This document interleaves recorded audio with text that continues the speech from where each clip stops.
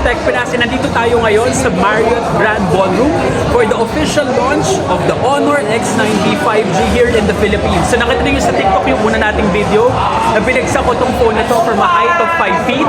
Try natin ulit dito sa mismong launch niya. Try natin dito. Okay? So 5 feet. Pakita ko ulit muna. Okay na okay siya, di ba? Honor X9b 5G. Wrap natin, 5 feet.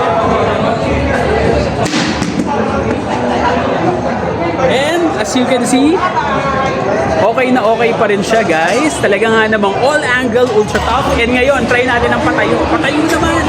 Kasi nakita ko doon sa unang video natin, may nagko-comment, dapat patayo daw. Ayan, sige. Try natin patayo. Okay? Ready? Let's go! 1, 2, 3! Ayan, guys. And as you can see, buong-buo pa rin siya. Alright, and ang presyo nitong phone na to, i-announce na rin. Honor X9b 5G sells for 16,990 here in the Philippines. So, kung naghahanap kayo ng talagang matibay na phone to keep up with your lifestyle, ito yun. Honor X9b 5G, all-angle ultra-top.